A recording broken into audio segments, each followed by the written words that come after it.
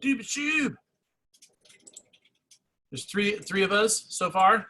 Sorry about my tardiness. I was making tea and I didn't realize. I thought I had enough time to go run and grab a quick cup of tea real fast.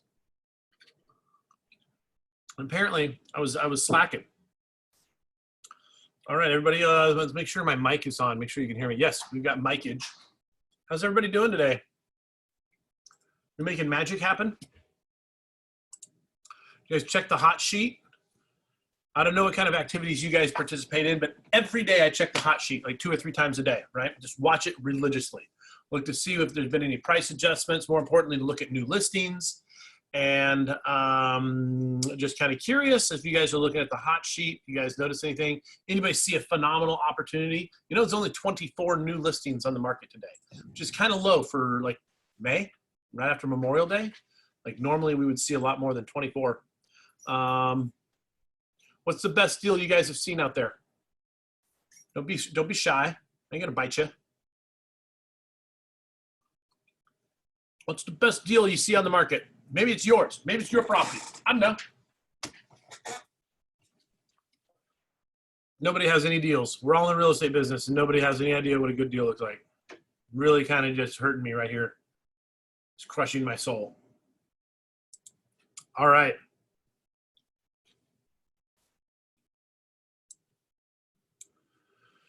Okay, well today, since you guys don't know of any good deals, which is actually kind of disappointing and hurts me in my heart, just you guys now remember, if you have anything to say, you can use the chat box, use the super chat. Okay, type a little message in here. Boom, type here just like I did there. Or you can go ahead and just unmic yourself. There's a small enough group here that you guys can participate. Going to look at a couple of homes on the south side this afternoon. Hopefully there'll be good deals. All right, Sylvia, I'm interested in what you've got to see out on the south side. I know if you guys, so when I go into hot sheet, my activity is what I do is I normally throw them in and I go from the most expensive down. And I don't know, you know, mentally, when I'm thinking about listings, I think of my buyers and sellers as price points. It's weird. I think of price points and types. I know they're looking for a residential in this price range, or I'm looking for a multifamily in this price range. So the first thing I typically do is I just go into the hot sheet and then I organize them. And then I've created some of my own searches. Basically, I've created my own list view. So you know when you go into the MLS and you can create a list and you see all those properties, I don't know if you guys are aware of this, but you could, that list where you see how many square feet, bedrooms, bathrooms, you know you can customize all those fields. It's in the list view. And it's in the preferences tabs of your MLS. And I love doing that because I have list views for both active properties and closed properties, as well as multifamily and commercial. And I think that's really critical because what kind of information do you think you would want? If you're like, if we're going on the MLS and we're looking every day, right? That's our tool. It's our tool for understanding, taking a look. What information might you want different between an active listing versus maybe a closed listing or vice versa? If you're looking at like doing a CMA, what would be some important data you'd want in one and maybe not in the other?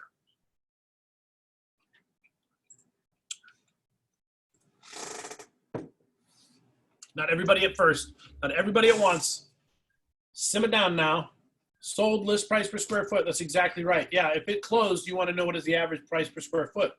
If it's active, I was gonna go by Klondike, it's 79, so 19,429 Klondike. Hold on a second, 19,497.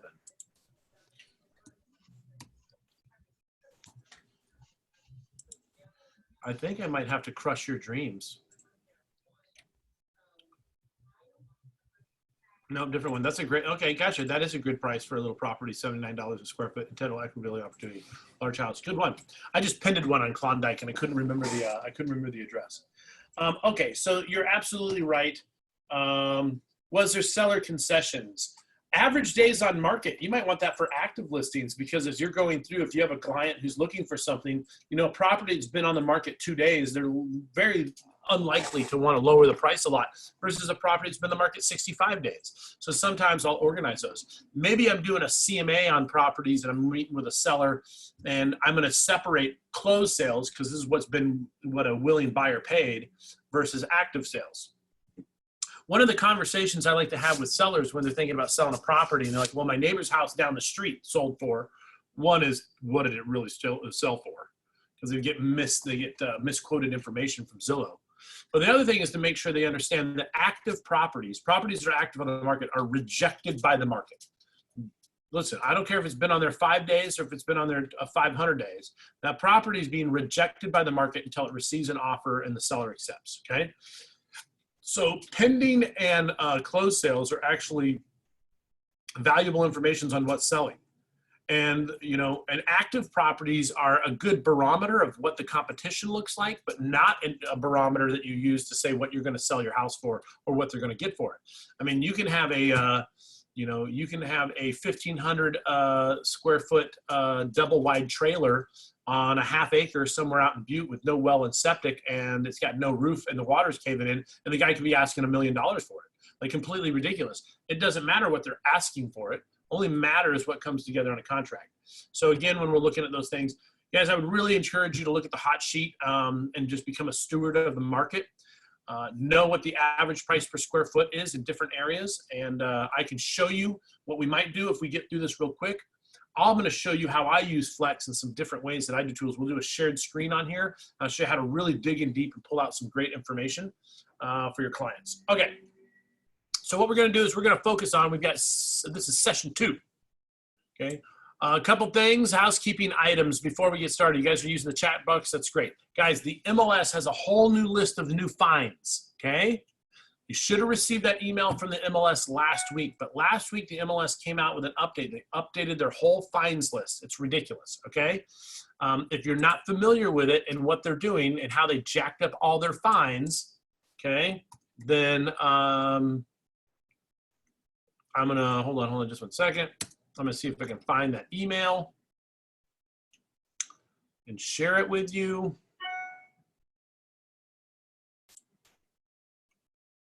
It's not that one, it's not that one, it's not that one. Maybe it's on the MLS. Maybe if I go to the homepage of the MLS, I can find it real quick. But the MLS just came out. MLS lobby closed, office hours minimized, Inman News. They just had an MLS letter go out last week about all the escalating fines. Some of the big stuff is the lag time. Guys, if you penned a listing, or if you close a listing, or if anything changed in that listing, you have 72 hours to make that adjustment. If a listing closes and records and you wait more than 3 business days to record that sale or update the MLS, they're gonna fine you at least $100, and then it's up to 500 and it goes up, okay? These guys are under a new process, which is basically, we're going to fine you to death for every little infraction. Don't give them ammunition. If you go and you penned a listing, make sure you update it in the MLS right away. If you close a listing, if it's contingent, no more double inputs on properties, okay? So that was another thing that they're going to fine on. That means that every once in a while we have a property, sometimes we put it as residential, sometimes we put it as commercial, and sometimes, I mean, depends on the property. You have to double check with the MLS and get authorization and approval to list it as both. Let's say it's a duplex on a duplex lot, but it's a single family house. Okay, if you put it in as a single family house and also the duplex, they will fine you unless you get pre-authorized. So just make sure that you're going in and you're doing that. Those are things that we used to do all the time. So just know the MLS is really going to police some of those things. What do we got here? Getting to know Flex better would be excellent. Excellent, Zach. We'll be happy to help you. So guys, pay attention. Look for that email that would have came from the MLS as far as the rule changes and fines. Okay, REBA County, COVID disclosures, MLS. I'm looking to see if it was out there. Alaska MLS weekly update. There's one that went out on May 25th yesterday. I'm looking for the date that it went out here. But be aware of their escalating fines. All right, so today, what we're going to talk about is we're going to do Power Session 2, talking about building your business, okay? I'm going to go ahead and share screen here. I'm going to, give me just a second.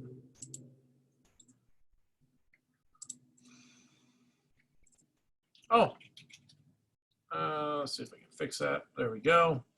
All right, share screen.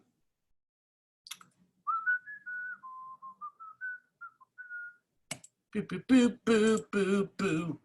All right, so you guys are looking at this one right here, but let me play from start. Oh, I don't know if it's still doing share screen here. Hold on just 1 second.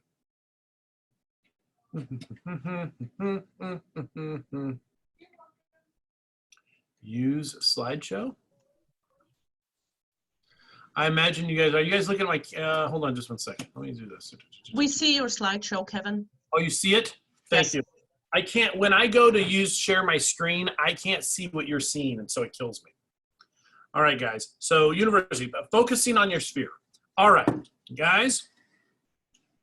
There's one thing from all these real estate courses, the multitudes that I've taken, all come down to is a lot of them push having a fantastic database and voraciously lead generating, but ultimately the foundation of your business is your sphere. Those people you love and appreciate, and those people who love and appreciate you back. That is the only business Zillow can't steal from you, that Redfin won't steal from you, that other people won't steal from you. It's those people that they know and they seek you out because you are the real estate confidant, okay? Everything else is a distraction. I mean, it helps and it's nice, but let's be honest, from a small sphere of individuals that you love, it's very easy to do 15 to 24 transactions in a year and make over $250,000 of dollars, okay? Without all the overhead that comes with building a giant database, the large subscription fees, you know, the marketing expense, all that overhead that goes into it. I want you to consider something different, and I want you to consider that if you, I want you to think of how much money some individuals dump into buying Zillow leads or buying it. Not that there's anything wrong with that. It's a different business model. But if you think of how much money individuals dump into some of these resources, what would their business look like if they took a fraction of that money, maybe half of it, and just put back into their sphere? Their 24 to 50 people they had a great relationship. And what I mean by that is like using that money in order to, like, you know, I don't know, take a day off and just help them build a deck or support their kids' softball team or charitable event or something that's important and valuable to them. If you just gave back to it. Guys, that focusing on our sphere and building our sphere is phenomenally important. We're going to talk about some different strategies that you can use to do that. That's very, very cost effective, okay? So there's 6 steps to success in real estate. And what we're going to do is, before we get to sphere, we're going to step back a little bit and look at this from like a Hubble telescope, and then narrow in. Okay. One is, you guys got to know your objection handlers. Okay. You guys should be practicing that weekly. So last week you guys set out and I'm going to see if I can find my chat group. Right here it is. Beautiful. I can see my chat group now. How nice is this? Okay. So last week we talked about how important it was to script and deal with objection handlers, okay? Did anybody make time? I know we had a holiday in there, but guys, there's always an excuse. Has anybody made a chance over the last week to go ahead and work on objection handlers and scripts with anybody? Sylvia and Zach did this morning. Excellent. So let me ask you this. What is anybody currently dealing with an objection that seems to be resurfacing that they're having trouble handling? The one objection that I'm getting on my Boomtown buyer leads is, I'm going to wait until a little bit later this year. I feel with the economy or the way these things are going, there's more and better deals coming up this fall. Excellent. And so, Sylvia, let's go ahead and role play that, shall we? Are you ready? You're going to be the individual. You're going to be the individual who wants to wait, and I'm going to be the individual, and I'm going to be the licensee. Okay. All right. Are you ready? I am. Ring, ring. Or yeah, sorry, you. So we can do it. So Sylvia, you know, hey Sylvia, I was just wondering. You know, I saw you were on our Boomtown. By the way, congratulations! I'm super excited for you because it looks like you're thinking about buying a house. Hey, when do you have 45 minutes to an hour that we can get together and just talk about your real estate goals? Well, I'm not really in a hurry or not seriously looking right now. I just started. I think I'm gonna wait until later this fall. I think with this COVID-19, everything is just a little uncertain, and later this fall there'll be better deals. I completely understand that. And you know what? There may be, and that may also Do you think there might be a chance that things could recover? Yeah, it seems like slowly. Yeah. Excellent. You know what I love about you, Sylvia, is that you want a good deal. Is that what I understand you're saying? Is you just want a really good deal and you don't want to overpay? That's right. Excellent. I love, that's what, and by the way, that's super, really wise and intelligent. And I appreciate that about you. Tell you what, Sylvia, here's what I've learned. You know, I've been in real estate investing for many, many years. And listen, it is never too early to start building your education and understanding the process. As a buyer, that process of buying a property, analyzing the deal, and understanding what goes through in a contract, you know, is actually a pretty big lump to wrap your head around. And so you sound like a person that likes to make educated decisions. Am I correct? Yes. Excellent. So what I would encourage you is most people in your situation don't wait to the fall to start figuring out what they're going to do and what a good deal looks like. They start looking and understanding and educating themselves now, so that, let's say that the market drops out sooner. Let's say that you're absolutely right and the market is going down, but it doesn't happen in the fall and it happens at the end of July. Mm-hmm. Well, then probably the best in your situation, most people would want to be prepared in advance. Now, yes. Can you understand where maybe meeting with someone for 45 minutes to an hour to discuss what that process looks like to sweep up some of these amazing deals would be very beneficial? Yeah, I think that makes sense. Well, I really appreciate that. So here's the thing. Listen, I'm not here to try to sell you anything, Sylvia. Here's my fear. My fear is that when a great deal does come along, that you're not informed enough to recognize what that looks like, and you don't know what the next steps are to go after it and make sure that you swoop it up. Mm-hmm. So does Thursday at 4 or Friday after, say, 3:30 work best for you, that we can spend an hour together, that I can educate you on how you can take advantage of an amazing opportunity when it presents itself? You know what? I think I'll make that work.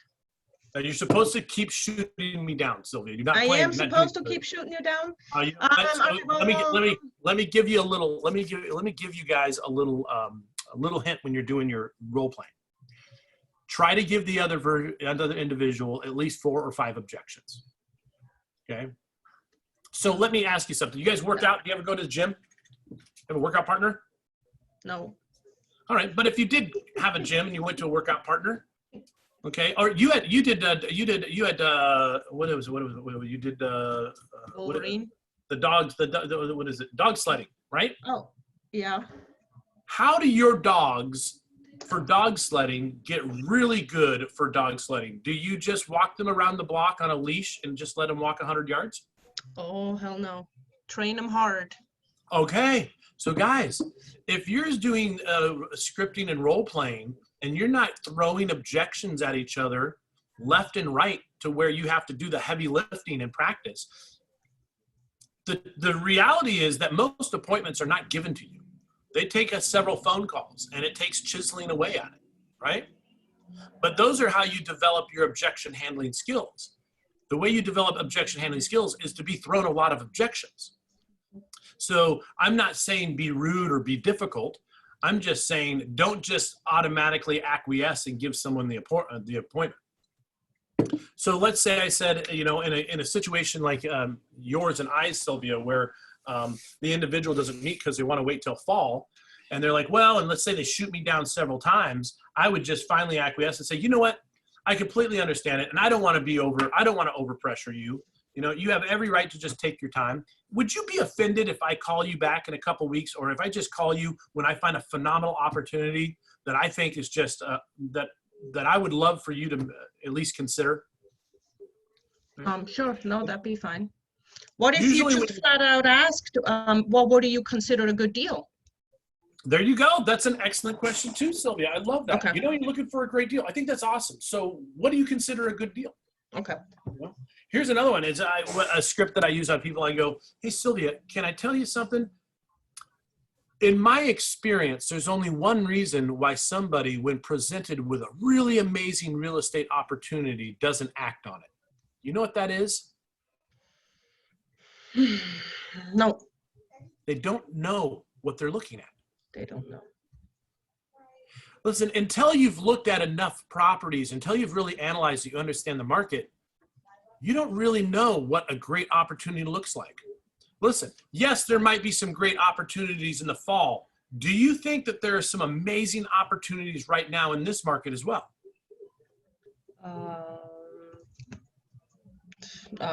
No. Yes, there absolutely are. There are every day. Every day someone's either going through a divorce, or they lost their job, or they're moving out of state, or they're scared, or they're driven by fear. They don't wait till the fall for those things to happen. Right now, they're like, you know, they want out, and they want out now. So I'm here to tell you that in most cases of buyers who really want a great opportunity, great opportunities constantly exist in every market. It's just being in a position to recognize what a good opportunity is in relation to what you're looking for. And then how do you then finance that property? And if you have 45 minutes to an hour that I can walk you through on what that looks like, I would love nothing more than to educate you. So when you finally get off the fence and you decide to take action, you are that much more prepared to take advantage. So those are some of the scripts and, you know, basic objection handlers that you have. Listen, everybody just wants to look good and be right. So whenever they throw up an objection, just say, oh, that's fantastic. I love that. That's a great, you know what? That's a great concern. And I think your concern is completely, you know, it makes complete sense to me. And here is what you can do in light of that.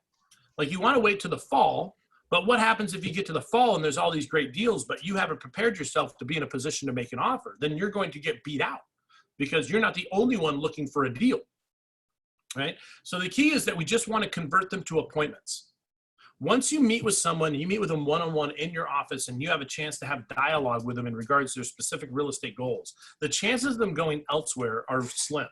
They're not none, but they're reduced significantly. Now, your follow-up from there on out is what's going to dictate whether or not that client stays with you or whether or not they shop around. So that goes in. So one, we're going to talk about knowing your objection handlers. Two, you guys got to be involved with training, and that's why I appreciate all of you being here today and participating in training, because training is critical. Three, I advise you to seek out a coach or a mentor, or you have someone that you can go to. Maybe it's somebody here at the brokerage that you work with, but you need an accountability partner, and that's what a lot of coaching is, okay?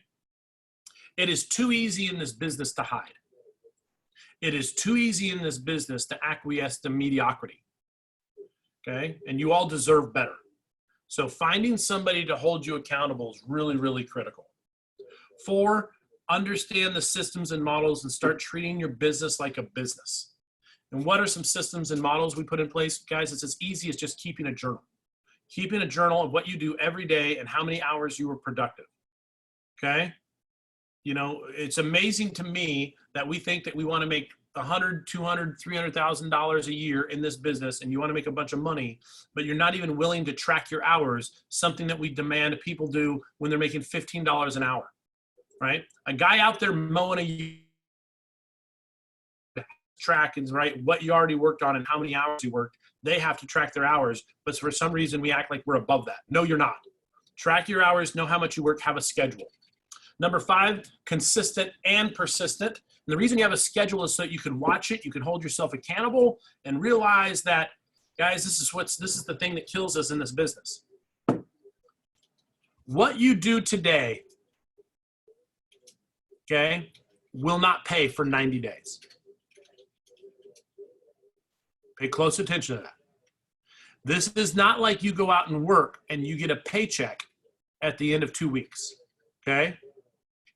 This is where you go out and you work and you build relationships, and then you convert them and you find properties, negotiate, and your productivity shows up 90 days. Guys, if you're broke now and you have no closings, all we have to do is go back to your journal 90 days and I can show you where the mistakes were made. Now, if you don't have a journal and you didn't track your hours, then it's obvious why you're suffering now, because 90 days ago, you weren't building your business, okay?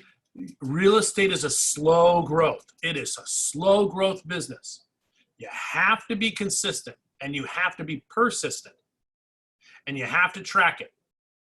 Now, you may get a one-off sale, or you may somehow, even a broken clock is right twice a day. You may squeeze out a sale just enough to have a mediocre business, But if you really want to succeed at a high level, you have to be consistent, you have to be persistent, and you have to track your time. And the final thing is you have to have phenomenal mindset.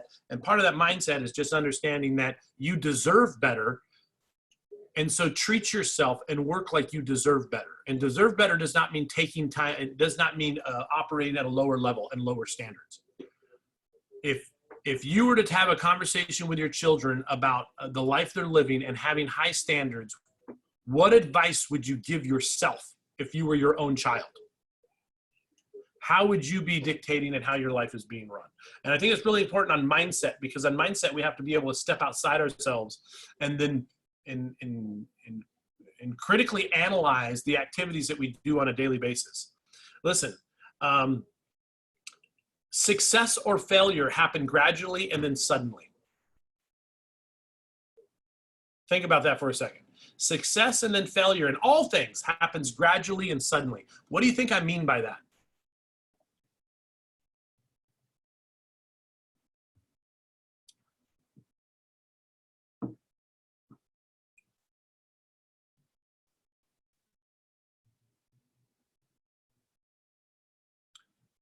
Success and failure happen gradually and then suddenly.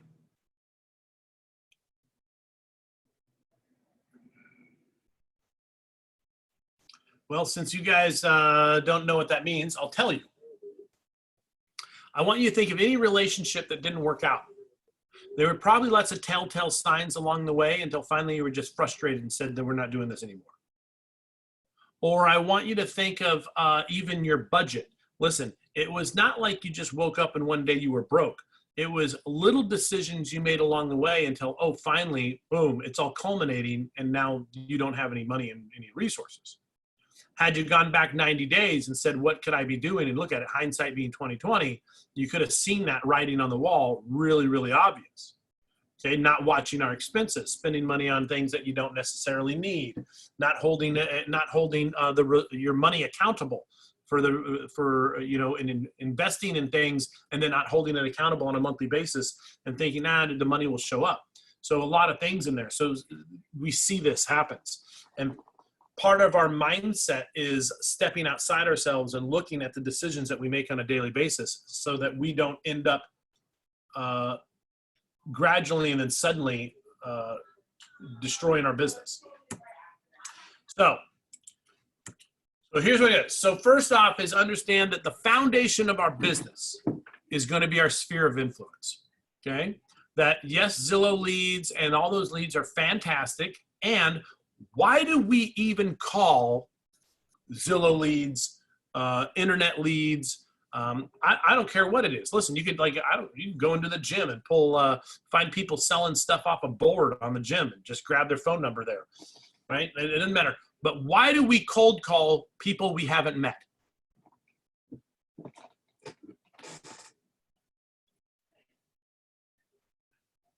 Anybody? I'm not here by myself.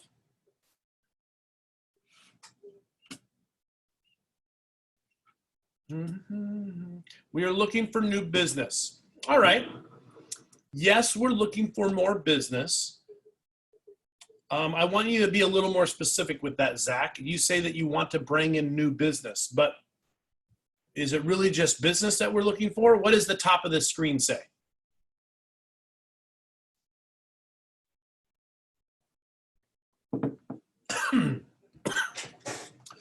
Excuse me, just pound some tea. Guys, you're looking to build your sphere. Come on, people, participate. Do not just show up and have the screen going in the background while you play Angry Birds or do stuff. Be here or be nowhere. Show up in real time. Guys, you have to create a connection for future business. Guys, you got to build relationships, right? You are contacting new people, and this is what needs to go through your mind, okay? This person is my new best friend. They don't even know it yet. How would it look like if your lead generation was focused not on just selling people real estate, but if your lead generation was based on getting to know people at a profound level and seeing if this is somebody that would make a fantastic new best friend or someone that you care about, right? Someone that you can genuinely help, someone whose life you can contribute to. right? Now it's a completely different. Are they both conversations that build business? Yes, but there's two different situations. Guys, when you say you're looking for new business or you're looking for future business, that is all just me, me, me, me, me, me, me. And I'm sorry, but if your calling is all about how you get business and not about how you bless their world and how you help them and how you take a genuine interest in them, guess what? You will forever struggle to convert leads. Yeah, I also try to be a source for anyone I meet. That's exactly right. You try to be a source. Guys, remember we talked about this as the last group, okay? It's the laws of attraction. Like energy attracts like energy. If you want gracious, thankful clients, what kind of person do you need to be? Gracious and thankful. If you want individuals that are, wild problem solvers and, an inspiration, like that's who you got to be, right? If you want people who only see you as a means to an end and will cut your throat the minute they see a deal that they can save money on and leave you out to dry, well then, call people looking for business. Because then you're going to attract those people who are only there looking for business. Guys, if you want your sphere of influence, you want that business that doesn't go anywhere, it has to be, it is a sphere of influence. You have to influence them in a positive way. You have to come from contribution. So I don't want you to, when you do your lead generating, I want you to stop that right now. We're not going to call it lead generating. We're not going to call it any of that. We're not going to call it, all those go out the window. From now on, you're going to call it voracious world blessing, friend making. You have to call and you have to bless the world abundance. World abundance blessing calls. Call it what it is. This is your opportunity to go out to the world and make it a better place. And if you're not, and you're just looking for business, they will see right through that. Okay. And by the way, that's the business Zillow and Redfin and all those guys. I tell you, they'll steal it. Don't think it. Don't think they're not lurking. Don't think every year they aren't going to become more and more detrimental to our business. If you guys don't own the relationships, you don't own anything. Okay. Because you already don't own the information. NAR sold all that. Okay. Identify your sphere of influence. So who are those? So it starts with our family, it starts with our friends, maybe just people that your acquaintance was with and you're looking forward to building a deeper relationship with them. People that you live around and your neighbors. Now, people who help to build your home. And I mean, like, you do home builders, different things like that. Trades. Like, who did you work with? I mean, were you a plumber? Were you a pipe fitter? Were you an electrician? Were you a poodle groomer? Were you what trades and what did you do before you got in real estate? And who are some of those people you might have a connection with? Are the people you might have sports and hobbies and things that you love to do and you can form groups of, right? There's a guy, Michael Jenks, and I coached him over at KW and he was a coach and he was a stay-at-home dad. I helped him create Alaska Stay-at-Home's Dad Group. We went through and did the articles of organization, everything. He got in with a friend. He creates a phenomenal business just hanging out with other stay-at-home dads and organizing stuff like we're going to the park, we're going on bike rides, and it's all he does. He hangs out with a bunch of other stay-at-home dads and they all just raise their kids together. From that, he makes great money. So guys, there's like sports and hobbies, things that interest you. Your business, do you have other businesses that you're involved with outside real estate? How about organizations? It doesn't have to be your church. It can be a mountain bike group, anything like that. Public activities and other. Guys, your sphere of influence is going to be people that you know and like are engaged in the same activities you are. It's different for everyone. So understand those are going to be your key areas. Are there other different kinds of other things and other spheres that you have? Or what are some additional ideas where you might be able to meet people who share your value? Remember, what does this come down to? It's all values. These are people who value the things in life that you value. And that they kind of, that you guys are parallel in the way that you think and those activities and those things that you do to bring value to your life. So what are some other things that might be an expansion or might not be on this board? Go ahead and type it in the chat box or take off your mic. Go ahead. What are other things that you can do?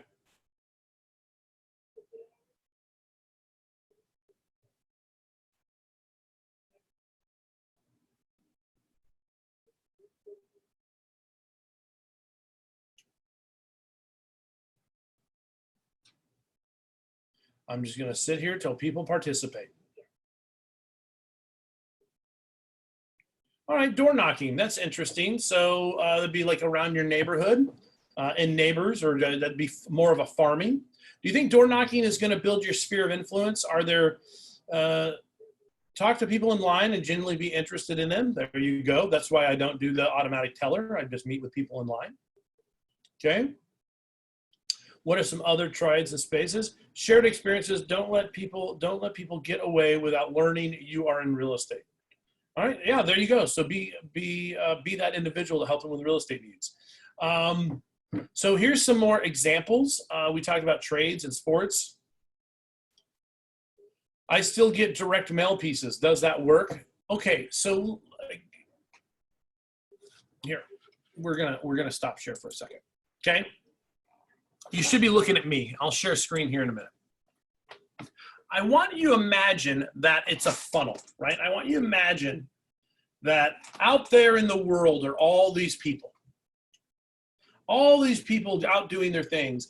And in your life, there's this, and you know, and this is what Kevin Ward says. It's that Kevin Ward, he calls it the vortex. He says, you know, when you down here, everything comes down, it funnels down. Now I want you to think of a vortex. I want you to think of a tornado. Do you guys know what is at the heart of a tornado? What is it like at the very heart of the tornado? Still. It's perfectly still. In fact, it's peaceful. Everything's swirling around you, but in the heart of the tornado it's just profoundly quiet. And what his theory and what his says is that he calls it vortex marketing, is there's all this stuff, and as you bring it in, you know, it's throwing the trash out, and you're only bringing the best of your business down to your sphere, down to where you're at peace, to where while everybody else is frantically running around and going crazy trying to build business, you're at peace because you have a sphere that just is remarkable. And every day and every week, your job is to look for, just find people who bless your world just from who they are and bring them into the peace of your vortex. Okay, just build that, and as your vortex gets bigger, the space, that peace that you exist in, gets bigger and it expands. And so, you guys, when you talk about direct mail, you know, or whether you're cold calling, listen, it all comes down to the same thing. You're just looking for opportunities to have a meaningful conversation with someone about their goals in life. That's it. At the heart of it is that on everything we do, it comes down to having a conversation with someone. The conversation is the relationship. It's not the mailer. It's not the email. It's not the sign on the city bus. It's not the flyer. It's not your t-shirt. It's not your cool sign at the end of the driveway. We just put these signals out there like little pieces of like fish hooks in the river, in hopes that someone will be attracted to it, so then we can have a meaningful conversation. But at the heart of it, it all just has to go down to a conversation with someone. You just need to figure out, how do you go from 0 conversations to 100 conversations as quickly as possible? The way you get there really, really fast is you just have to not be afraid of rejection. Guys, it's not rejection that you fear. It's what the value and what your interpretation of what that rejection means that you fear. And you don't want that pain because of some falsified value that you stuck on it. Guys, people reject you all the time. When you walk into a clothing store and the lady walks to you at the front door and says, "May I help you?" and you say, "No, thank you," she doesn't go cry and go curl herself underneath the table and say, "Oh, they don't want my help." Well, yeah, so people don't need your help all the time in real estate. Sometimes you call somebody and say, "I want to help you," and they're like, "I don't need help right now." Okay. "Hey, would you be offended if I check on you in a couple of weeks just to see how things are going?" Nope. It's no difference than the waitress in a restaurant when she's going around and you gotta, you know, I hate it when somebody messes with my coffee. Once I get my little perfect mixture of cream and sugar going on in my coffee, I don't want it filled until it's gone. So she'll come back and I'll be like, "No, thank you." Well, just because I tell her I don't want coffee right now, she shouldn't cry. She didn't take it personally and go sit back in the employee's lounge and sit there and berate her head against the wall and go, "I'm never going to ask anybody if they want coffee again." Nah, it's just part of the job. We're the same way. You go out and you ask someone if they have real estate, or how can you help you? Can I make your world better? What do you got going on? And if you can help them, help them. And if they're not ready for you, just go, "You know what? That's okay. I just want to be one of 2 people in your life. The one who's either in a position and currently helping you and blessing your world and helping you grow, or the person you turn to when you're ready." That's it.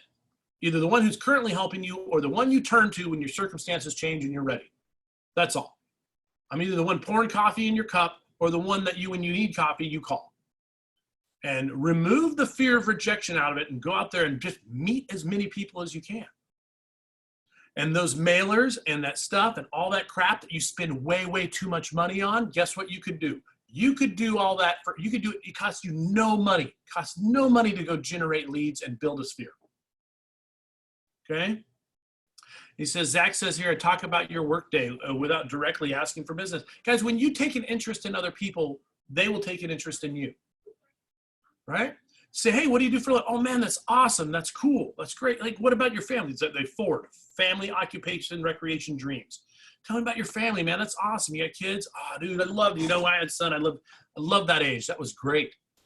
What do you do for work? Hey, what are you guys doing this weekend?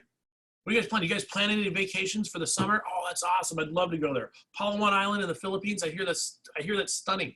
Take a genuine interest in people so you can learn about them, so you can see what you can do to help them. And they'll take a genuine interest in you. So when we go back to building your sphere, the only reason that you have all this crap that you stick out there from your mailers to your cold calls and everything is just create meaningful conversations. But if you were to just think about it, that every day your job is to contribute to people and have meaningful conversations regarding real estate, you can skip 90% of the crap that other people are trying to sell you. Because all these marketing places, and they buy leads and buy this and buy that, all they're trying to do is just, they're building off your fear of rejection. They're building and making money off your falsified fear of rejection. They're no better than fake news in the media and people who create scare tactics so they can get you to behave in a certain way that makes them money. Okay? They're no different, these people selling you stuff. Just go out and have meaningful conversations with people. If you were to be intentional about it and go out and just have meaningful conversations, I think you would be astounded. Like if you just had 3 a day, just 3 a day. That's 15 a week, by the way, of meaningful conversations with people regarding real estate and their goals. Which, by the way, 3 conversations a day does not seem like a whole lot, and it's not. But how many of us are not even having 3 a day? You can't find 3 people to take an interest in? Well, that's the heart of your business right there. That and before anything else. Before trying to sell real estate, right? Take an interest in people, and then know the market. So let me go ahead and share the market, what we've got here. All right. So, did I do that right? Yes. So here's what it is. Guys, the next part of this is understanding that in order for you to add a value to people, you have to know that you have value. You have to believe in yourself and what you do. And that is that a lot of people is that we confuse our features and things that we do, and we aren't able to extrapolate the benefit of those in regards to specific needs that our clients have. So tell me an example of a feature versus a benefit. Features tell, benefits sell. Okay, we'll go into that a little more specifically. Features, let's say on a real estate, on a property is finishes, the countertops or a garage or something, and the benefits is what that nice kitchen can do for you or what that garage can bring to you. Excellent. So a feature is a fenced yard. Hey, this property has a fenced yard. But what is the benefit of a fenced yard? Okay. Hey, you know, and this is critical. And by the way, this understanding the difference between features and benefits is not only critical in helping us convey the values that we have in regards to a client's specific needs, but as far as being able to help a buyer see why this property is a benefit to them. For instance, okay, I'm gonna tell you a real scenario. I had a client who could only afford a house up to about $175,000 and they had to have a garage. So what is the feature? The feature is a garage. I want a garage, Kevin. I can only afford $175,000. I don't want a condo. I'm okay with a little 0 lot line, but I got to have a garage. That's a feature. So then the next question is, what about a garage is important to you? The client says, well, I hate having a cold car. I'm sick of having a cold car and getting it scraping snow off my car every morning. So we found her a perfect little 0 lot line over on the east side of town. And sure enough, it doesn't have a garage. She loves everything about this property, but it doesn't have a garage. So I said, well, you really only want a garage because you want a warm car. I said, but do you have a lot of storage? Do you have tools? She goes, nope, I just want a warm car. I said, great. What if on a bill of sale, we included an auto start? What if the seller bought you an auto start and we put it on the bill of sale? Would that be an acceptable? And she said, really? They do that? And I said, well, why not? I go, then you can have the place that you want, and you may not get a garage, but you get a warm car, and that's really what it's about, what's important to you, isn't it? She ended up buying the property, and the seller bought her a $200 auto start. So there's a difference between features and benefits and your ability to extract it. We have features and we have benefits, okay? And what I mean by that is you have to be able to explain your value to someone, okay? Listen, I've been in the business 20 years. Is that a feature or benefit? That's a feature, because I know people that have been in the business 20 years and they're still doing their first year of real estate for the 20th time. They suck, okay? So your time on task does not mean mastery, okay? You guys see this everywhere. I don't care what career you come from. You've seen people that have been doing stuff for a long time. You're like, how the hell did you make it this long? Okay, so the feature. So what is the benefit? Hey, listen, and during that time, here's what I've learned, and these are the skill sets I bring. You need to narrow down the benefit. But here's what's great. Do you know that you can have no success in real estate whatsoever so far? You can be brand new. You just got off the real estate bus, and you can still have a feature and a benefit. Okay, so what is, taking a look at that, what are some features that some of you have? And by features, I mean, what are some past experiences that you've been in life? And how does that bless our clients today? So who do we got here? Let's see who's on the call. Hey, Zach, are you there? Zach, can you hear me?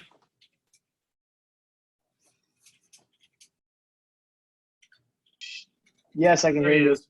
Zach, what did you do before you got into real estate? I was a sign courier for service signs and contracting, and I did foreclosure inspections and I delivered flyers. Okay, and excellent. And so did you do any other jobs? So you did sign contracting, you did inspections for sell by owners. What kind of things do you love to do in life? What kind of hobbies do you have? I like the outdoors. I like to hike. I like to fish.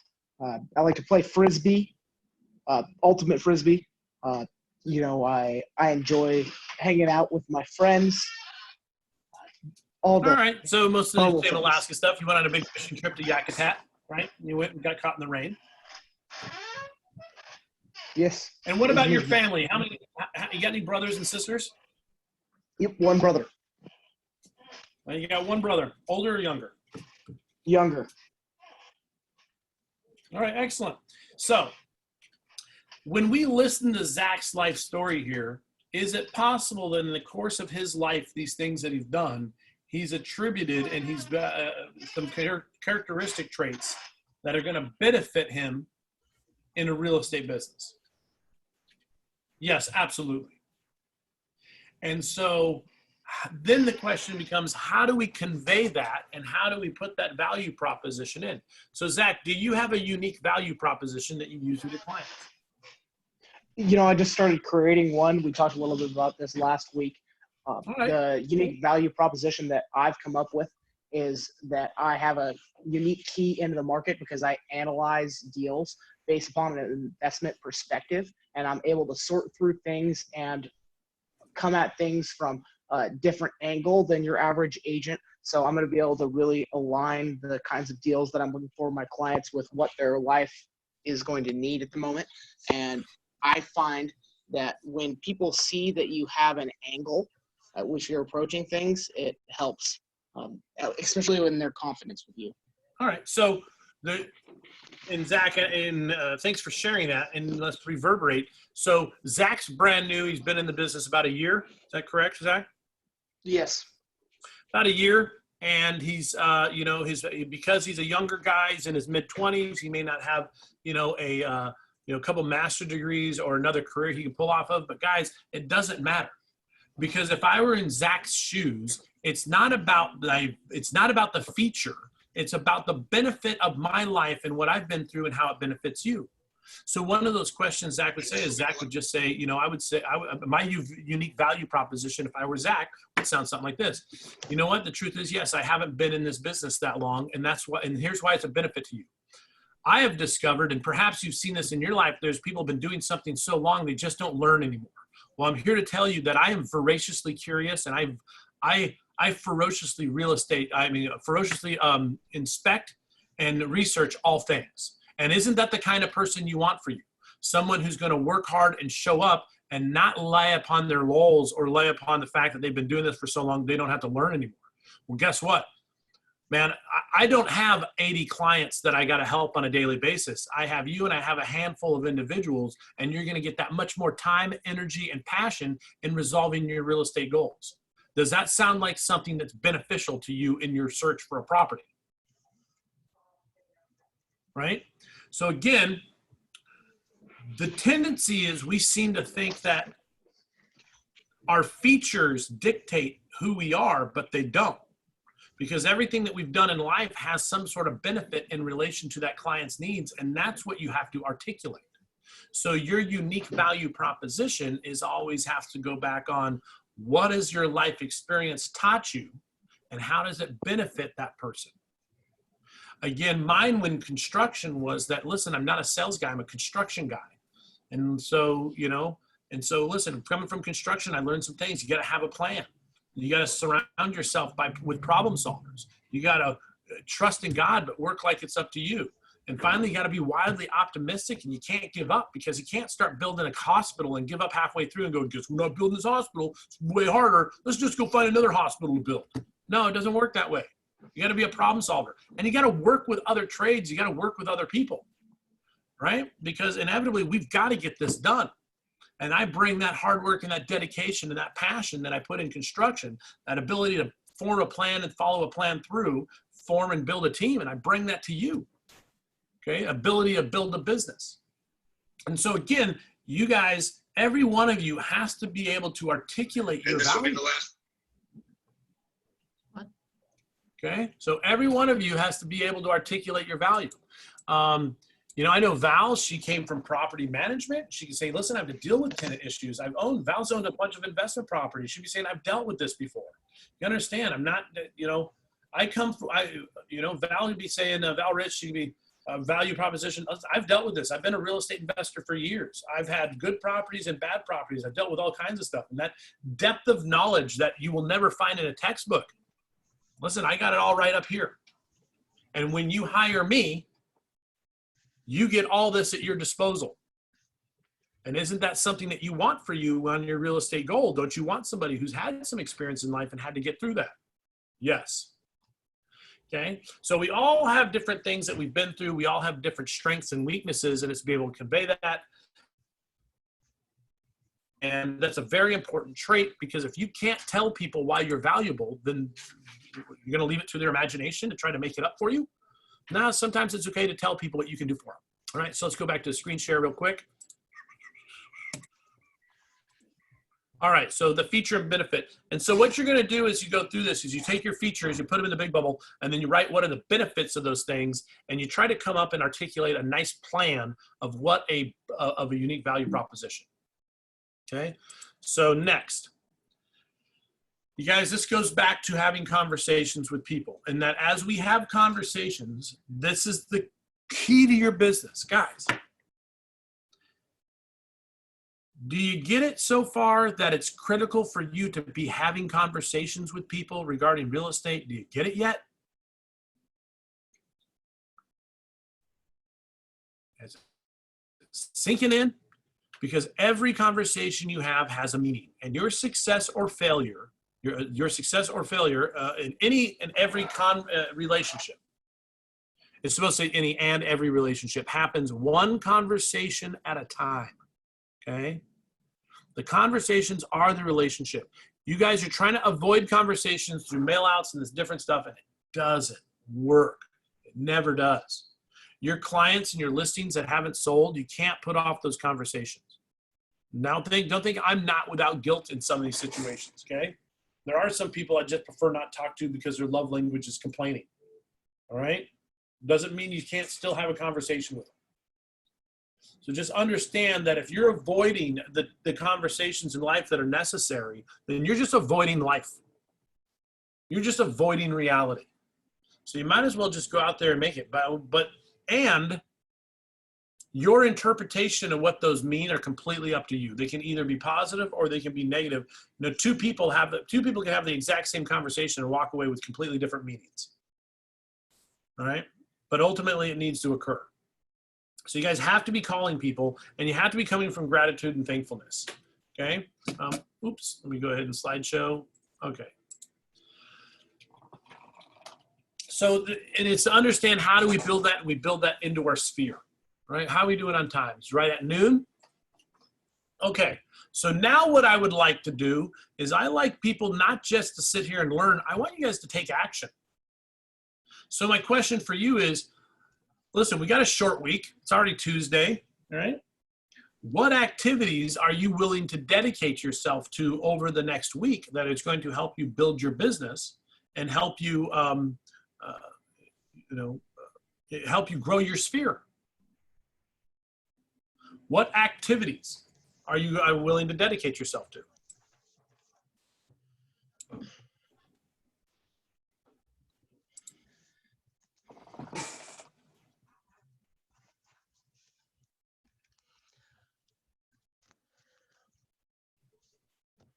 Or are we all just going to stay at home? No, I need to talk to more people. I did like that idea of minimum 3 conversations a day. Okay, and so Jack says a voracious world lesson. You say 3 conversations a day. So then where is the most immediate place and easiest place for you to start having those conversations? Well, for me, the biggest field is my previous coworkers. And my friends. Excellent. My friends, and yeah, my previous coworkers. All right, can I give you guys, all right, ready? Let me show you how easy it is. All right, you guys want to hear me? I'm just gonna do a call today. You guys mind if I just call somebody out of the blue?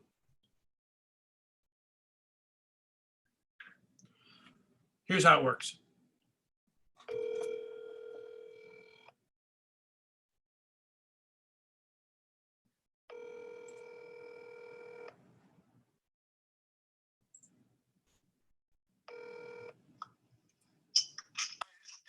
Dan, Kevin Cross, how you doing, buddy? Great, how about you? I'm doing magnificent. Did you have a great weekend?